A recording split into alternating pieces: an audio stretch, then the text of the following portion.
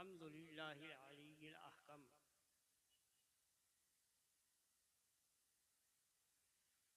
والصلاة والسلام على نبيه محمد الأكرم وعلى آله وأصحابه أولي الفضل الأعظم. أما بعد، فأعوذ بالله من الشيطان الرجيم. بسم الله الرحمن الرحيم.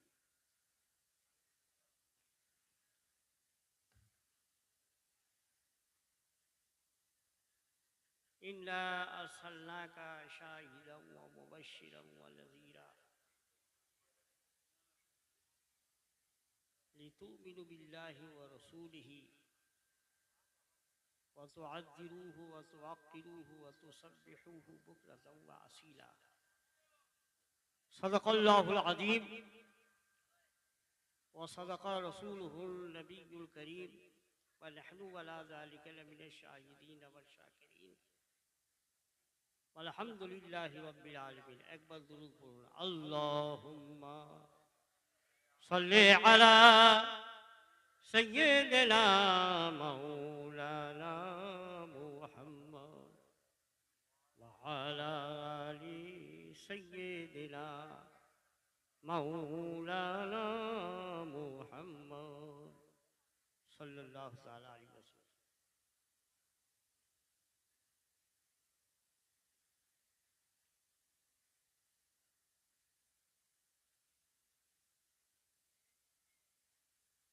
আপনারা সবাই জানেন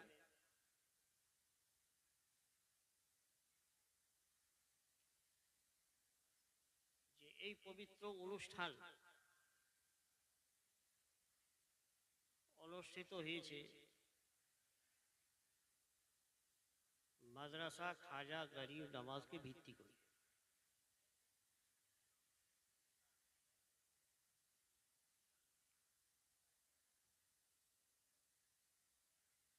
সরকার সৈয়দি খাজা গরিব নওয়াজ রাদিয়াল্লাহু তাআলা আনহু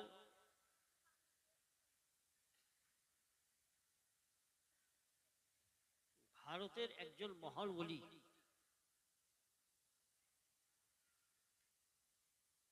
যাকে সুলতানুল হিল বলা হয়।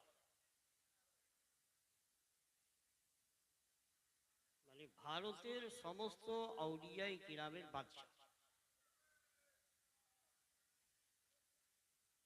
আর তার নামেই এই মাদ্রাসাটা নামকরণ করা হয়েছে। সরকার সৈয়দি খাজা গরিব নওয়াজ আমাদের খুব বড় মহসিন, তার অনেক বড় এহসান আছে আমাদের। এহসানটা হচ্ছে এই যে তিনি আমাদেরকে ঈমান দিয়েছেন, তিনি আমাদেরকে ঈমান দিয়েছেন।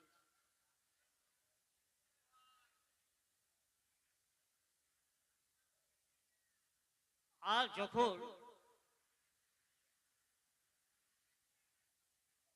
ঈমানকে ধ্বংস করার জন্য ঈমান ও ইসলামের হামলা, ঈমান ও ইসলামের উপরে হামলা শুরু হলো, ওই ঈমান ওই ইসলাম যেটা সরকার খাজা গরিব নওয়াজ আমাদেরকে দিয়েছিলেন, সেই ঈমান ও ইসলামের হেফাজত করেছিলেন সরকার সৈয়দি আলা হযরত রাদিয়াল্লাহু তাআলা।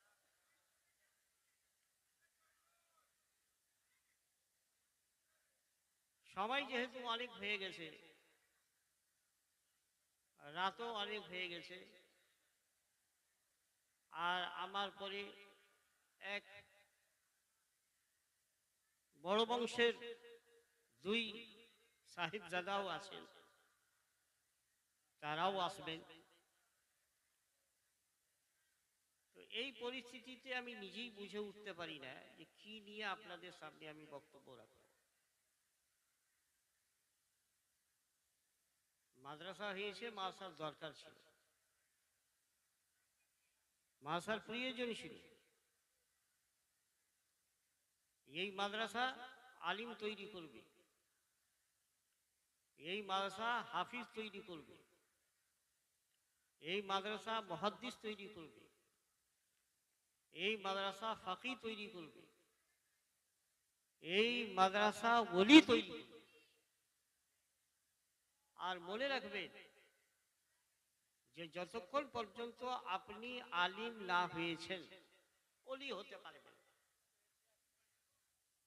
যতক্ষণ পর্যন্ত আপনি আলিম না হয়েছেন ওলি হতে পারবেন। আপনারা মালদা জেলায় এক বুজুর্গ আছেন, সরকার সৈয়দি আফিয়ে পাক রাদিয়াল্লাহু তাআলা, খুব বড় ওলি। সরকার খাজা গরিব নওয়াজের খলিফা হচ্ছেন কুতবুদ্দিন বখতিয়ার কাকি, তার খলিফা হচ্ছেন ফরিদউদ্দিন গঞ্জে শাকার, তার খলিফা হচ্ছেন হুজুর মেহবুব ইলাহি মৌলানা মোহাম্মদ ইবনে আহমদ বাদায়ুনি, আর তার খলিফা হচ্ছেন সরকার আকিয়ে পাক রহমতুল্লাহ। হুজুর মেহবুব ইলাহি খুব বড় আলিম ছিলেন, খুব বড় ওলিও ছিলেন। মাযহাবে ইসলামের তাবলীগের উদ্দেশ্যে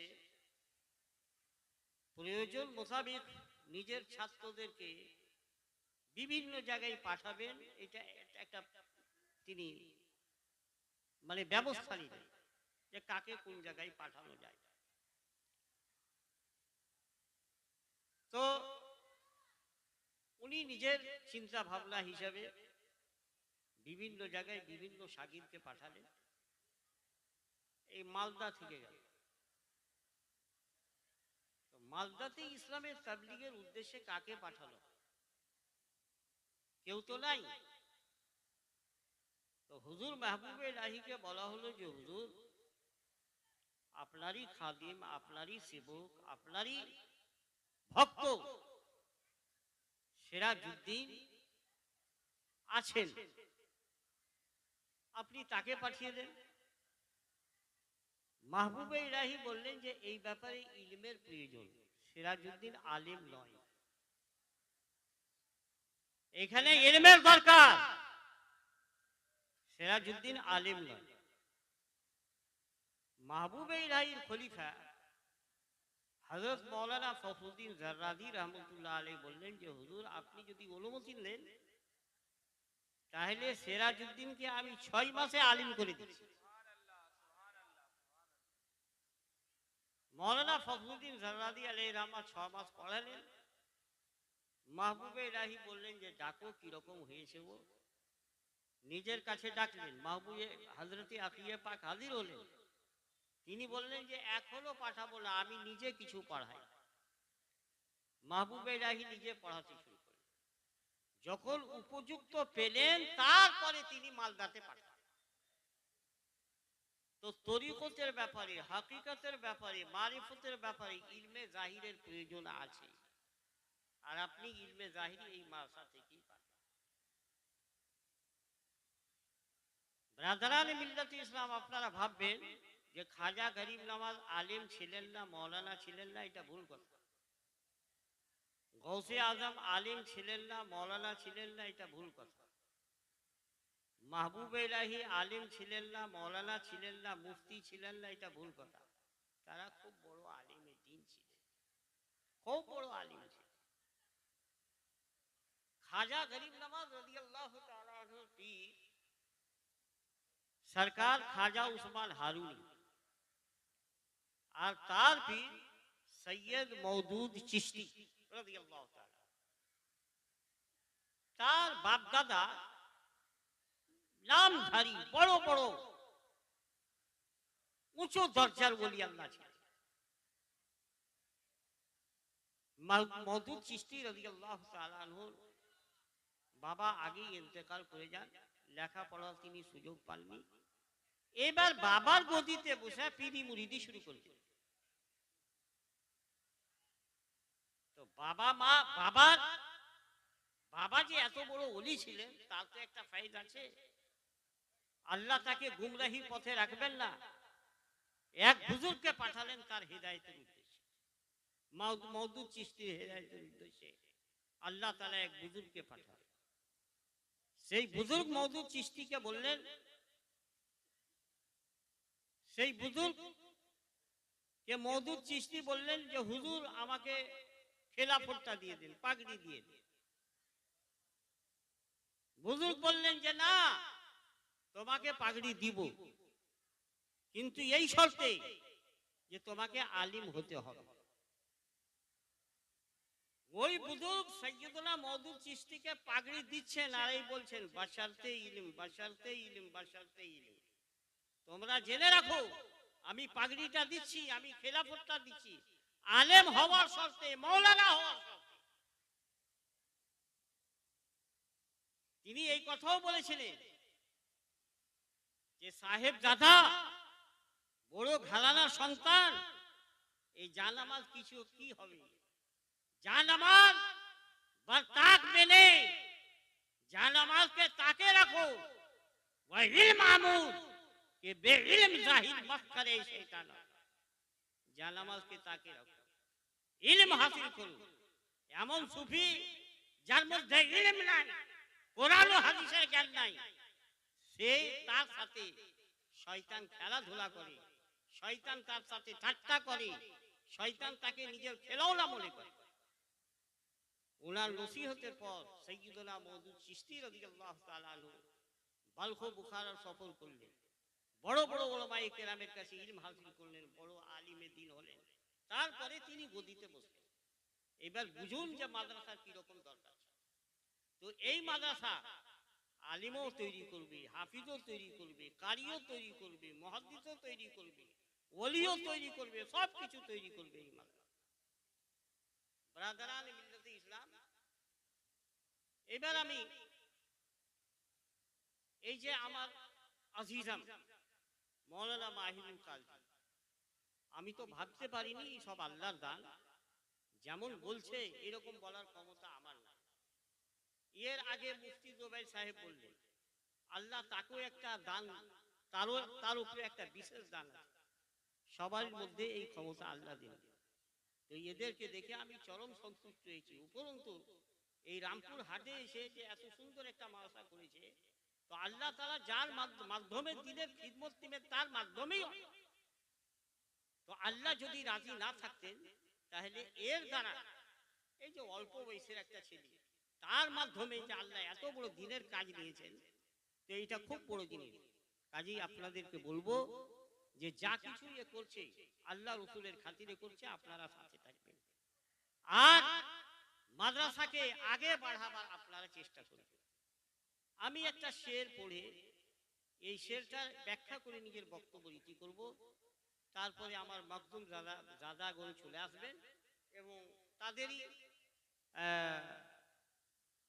শেষে তারাই দোয়া করবেন এবং মজলিসের ইতি তাদের মাধ্যমেই ঘটবে ইনশাআল্লাহ। সরকার সৈয়দি আলা হক বলছেন अल्लाह की सरता बकदम शान नहीं, अल्लाह की सरता बकदम शान है, ये इंसान नहीं इंसान वो इंसान है। নবী করিম আলাইহিস সালাতু তাসলিম হচ্ছেন মাথা থেকে পা পর্যন্ত আল্লাহর মহিমা, মাথা থেকে পা পর্যন্ত আল্লাহর মহিমা। হুজুরের মাথা দেখুন লাজবাব, চেহারা দেখুন লাজবাব, হাত দেখুন লাজবাব, পা দেখুন লাজবাব। আমি দৃষ্টান্ত হিসেবে শুধু হাত এবং পা সম্পর্কে, চোখ এবং পা সম্পর্কে দুটি হাদিস বলে আমি নিজের বক্তব্য ইতি করব। নবী করিম আলাইহিস সালাতু তাসলিমের চোখ এইরকম ছিল, দেখুন আমরা ইমামতি করছি তো আমাদের আগে যা আছে দেখছি, কিন্তু পিছনে আমাদের পিছনে যারা মুক্তাদি আছে তাদেরকে তো আমরা দেখতে পাই না। নবী করিম আলাইহিস সালাতু তাসলিম একবার সাহাবায়ে কিরামদেরকে বলছেন যে হাল তারাউনা কিবলাতি হাউনা, তোমরা ভাবছো যে আমি শুধু আগেই দেখছি? ধ্যান দিবেন, নবী বলছেন সাহাবাদেরকে, তোমরা ভাবছো যে শুধু আমি আগেই দেখছি? ওয়াল্লাহি মা ইয়াখফা আলাইয়া খুশুউকুম ওয়ালা রুকুকুম, খোদার কসম করে বলছি তোমার অন্তরে যা ঘটছে ওটাও আমি দেখছি, আর তোমরা কিভাবে রুকু করছো আমি ওটাও দেখছি। ওয়াইন্নী লাআরাকুম ওয়ারাআ যাহরি, আর আমি তোমাদের পিছন থেকে আমি। তাহলে নবী করিম আলাইহিস সালাতু তাসলিমের চোখ এরকম চোখ যেই চোখের কোনো জবাব নাই। এক হাদিসের মধ্যে আকায়ে কায়নাত জনাব মুহাম্মদুর রাসূলুল্লাহ সাল্লাল্লাহু তাআলা আলাইহি ওয়াসাল্লাম ইরশাদ করেন,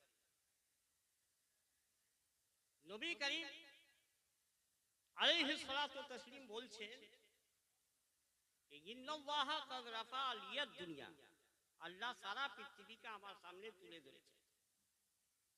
ধ্যান দিবেন, নবী বলছেন যে আল্লাহ সারা পৃথিবীকে আমার সামনে তুলে ধরলেন।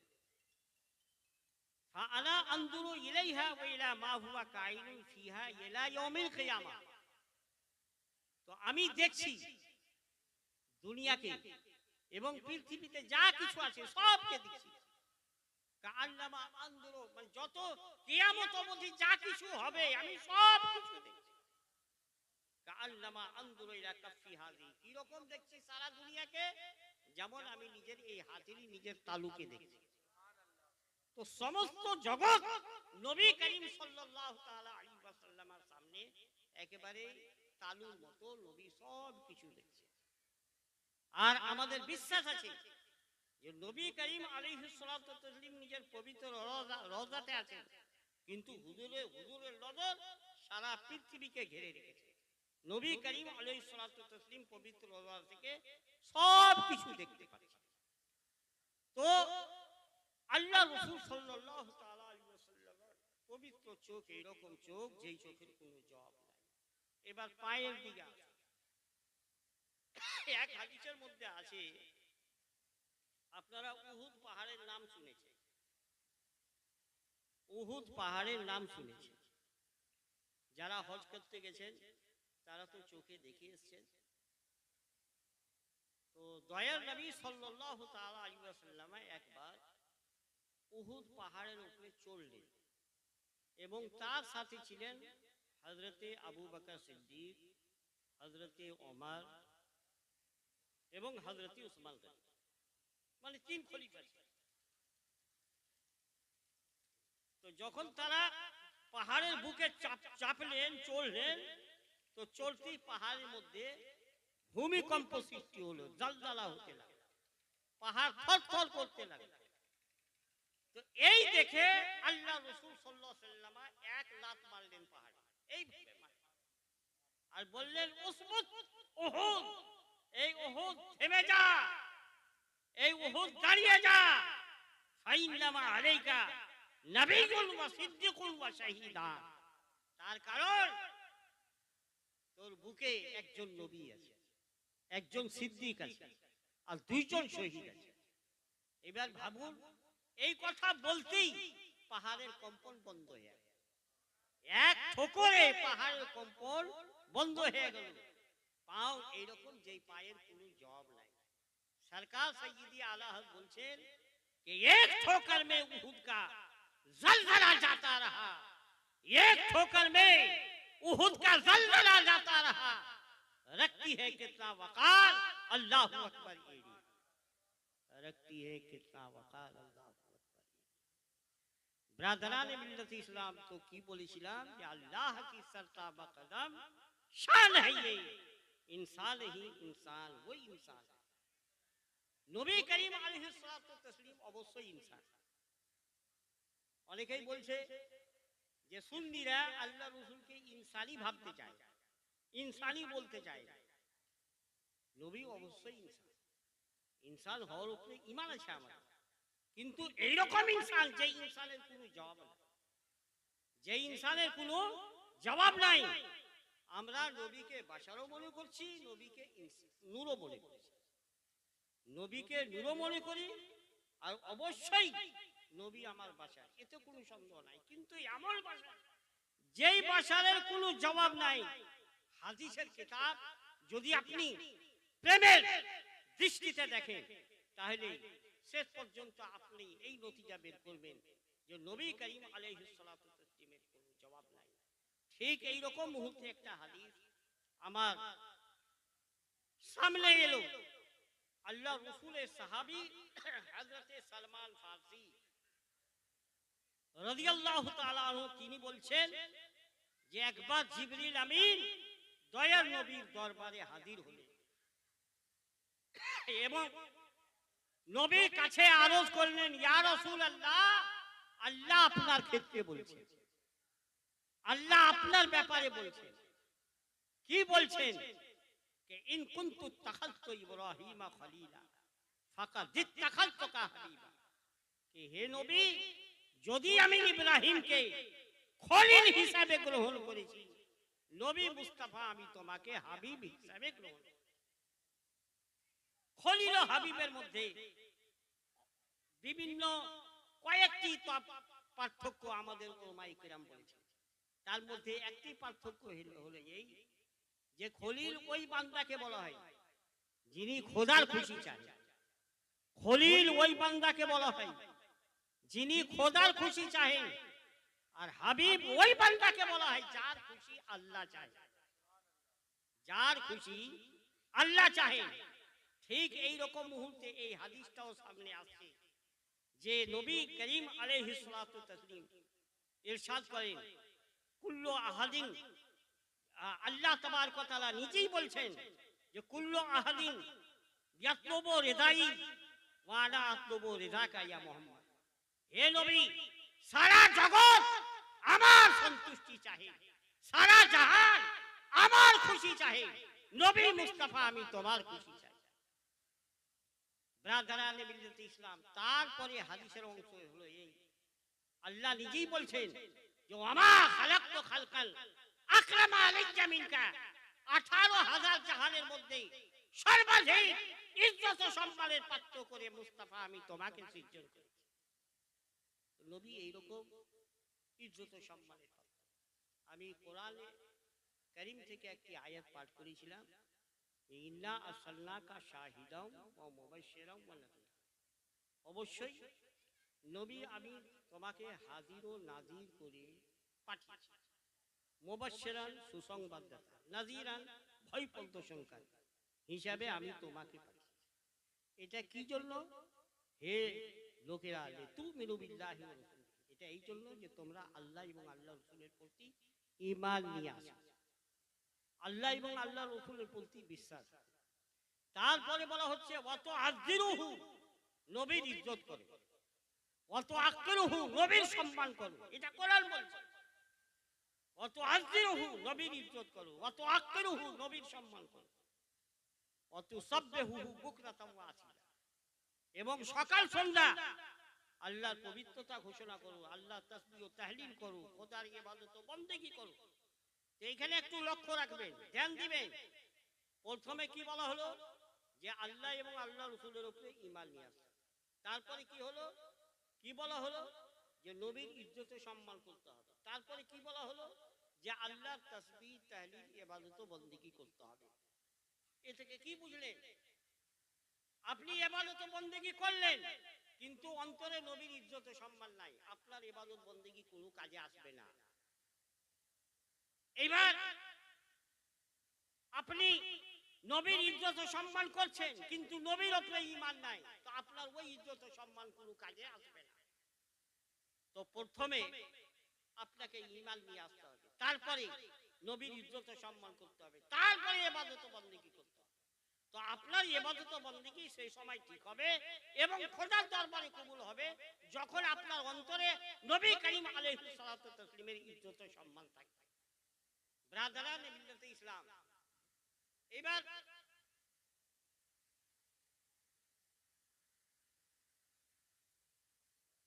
হযরতে সাইয়্যিদনা আবু বকর সিদ্দিক রাদিয়াল্লাহু তাআলা, হযরতে আবু বকর সিদ্দিক ইনি হচ্ছেন ইসলামের প্রথম খলিফা। হযরতে সাইয়্যিদনা আবু বকর সিদ্দিক ইনি হচ্ছেন ইসলামের প্রথম খলিফা। আর আহলে সুন্নাতের ইজমাই আকীদা, আহলে সুন্নাতের ইজমাই আকীদা মানে এই ব্যাপারে আহলে সুন্নাত একমুখী যে নবী এবং রাসূলকে বাদ দিয়ে, নবী এবং রাসূলকে বাদ দিয়ে সমস্ত জাহানের মধ্যে সর্বশ্রেষ্ঠ মানব হচ্ছেন হযরতে আবু বকর সিদ্দিক রাদিয়াল্লাহু তাআলা, নবী এবং রাসূলকে বাদ। এই ব্যাপারে আহলে সুন্নাত একমুখী। এর বিরুদ্ধে কেউ যদি বলে তাহলে বুঝবেন যে অন্তরে কিছু রোগ আছে। ব্রাদারানে মিল্লাত ইসলাম, হযরতে সিদ্দিক আকবর রাদিয়াল্লাহু তাআলা আনহুর ঈমান এই রকম তাজা ঈমান যে এক হাদিসের মধ্যে রাসূল কায়নাত সাল্লাল্লাহু তাআলা আলাইহি ওয়াসাল্লাম ইরশাদ করেন, লাউ ওয়াজিনা ঈমান আবি বকরিন বে ঈমানে জামিয় উম্মতি লারাজা, যদি আবু বকরের ঈমানকে আমার সমস্ত উম্মতের ঈমানের সাথে পরিমাপ করা যায় না পা যায় তো আবু বকরের ঈমানের পাল্লা ভারী হয়ে যায়। এইরকম এত বড় ঈমান। তো তিনি এই ইজ্জত, এই সম্মান, এত বড় ঈমানদার কিভাবে হলেন? আপনারা ভাববেন যে তার ইবাদত বন্দেগী বেশি ছিল, তার নামাজ রোজা বেশি ছিল, কিন্তু তা না। এক হাদিসের মধ্যে আছে যে মা ফাকা আবু বকরিন বিকাসরাতি সালাতি ওয়া সিয়াম ওয়ালাকিন বিশাইইন উকিরা ফি কলবি,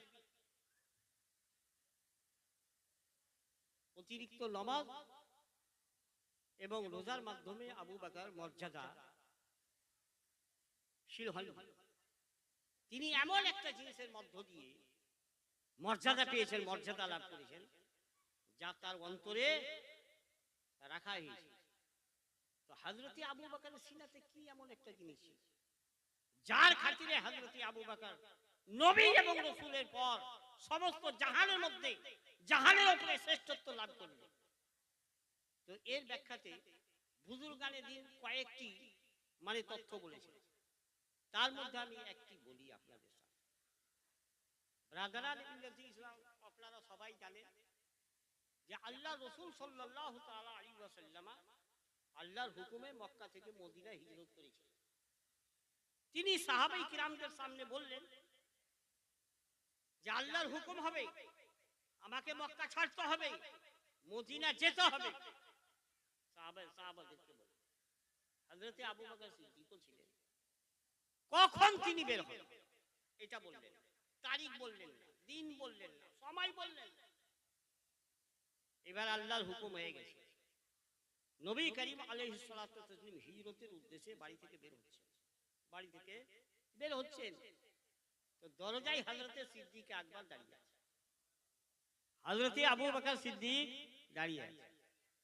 নবী করিম আলাইহিস সালাতু ওয়াস সালাম বললেন যে আবু বকর, এতে কোনো সন্দেহ নাই, আমি বলেছি যে আল্লাহর হুকুম হবে হিজরত করার, যখন খোদার হুকুম হয়ে যাবে আমি চলে যাব, কিন্তু এর জন্য সময় বলিনি। তুমি কি করে জানলে যে আজকে আমি হিজরত করছি? সাইয়্যিদনা আবু বকর সিদ্দিক রাদিয়াল্লাহু তাআলা আনহু বললেন, ইয়া রাসূলুল্লাহ, ইয়া হাবিবাল্লাহ, আপনি যখন থেকে এই কথা বলেছেন সেই দিন থেকে আমি আর ঘুমাইনি, আপনার দরজায় পাহারা দিতে আছি, হয় না হয় হুজুর আজকে। এই এমন একটা জিনিস যা হযরতে আবু বকর সিদ্দিক রাদিয়াল্লাহু তাআলা আনহু অন্তরে রাখা। ব্রাদারানে মিল্লাত ইসলাম, একটা আয়াতে কারিমা ওলামায়ে কিরাম পাঠ করছেন। নারে তাকবীর, নারে তাকবীর, নারে রিসালাত, नारे तकबीर, उलमाए अहले सुन्नत जिंदाबाद।